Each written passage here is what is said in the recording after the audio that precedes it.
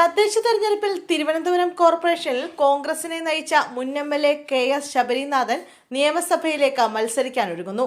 കവടിയാർ വാർഡിൽ നിന്ന് വിജയിച്ച് കൗൺസിലറായി തുടരുന്ന ശബരിനാഥനെ വരാനിരിക്കുന്ന നിയമസഭാ തെരഞ്ഞെടുപ്പിൽ പ്രമുഖ മണ്ഡലങ്ങളിലൊന്നിൽ ഇറക്കാനാണ് പാർട്ടി ആലോചിക്കുന്നത്.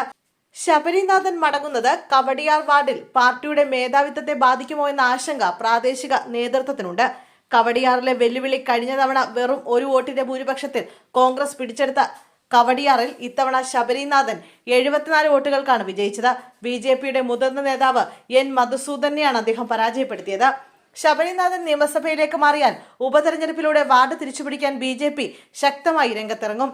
ഇത് കോൺഗ്രസിനെ പ്രതിരോധത്തിലാക്കുന്നുണ്ട്. തിരുവനന്തപുരം സെൻട്രലിൽ കണ്ണുവെച്ച് ശബരി അരുവിക്കരയിലേക്ക് മടങ്ങുന്നതിനേക്കാൾ തിരുവനന്തപുരം സെൻട്രൽ മണ്ഡലത്തിൽ മത്സരിക്കാനാണ് ശബരിനാഥന് താല്പര്യം. എന്നാൽ മുൻമന്ത്രി VS ശിവകുമാർ ഉൾപ്പെടെയുള്ളവർ ഈ സീറ്റിനായി രംഗത്തുള്ളത് വലിയ വെല്ലുവിളിയാണ്.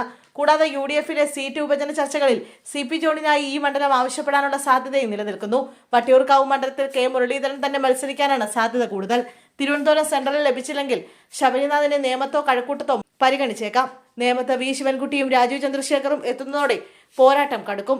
ആന്റണി രാജുവിന്റെ അയോഗ്യതയെ തുടർന്ന് തിരുവനന്തപുരം സെൻട്രലിൽ തോമസ് ഐസക്കിനെ ഇറക്കി മണ്ഡലം പിടിക്കാനാണ് LDF നീക്കം. തിരുവനന്തപുരം കോർപ്പറേഷനിൽ കോൺഗ്രസിനെ വിജയകരമായി നയിച്ച ശബരിനാഥന് വിജയസാധ്യതയുള്ള സീറ്റ് നൽകണമെന്ന അഭിപ്രായം പാർട്ടിയിൽ ശക്തമാണ്.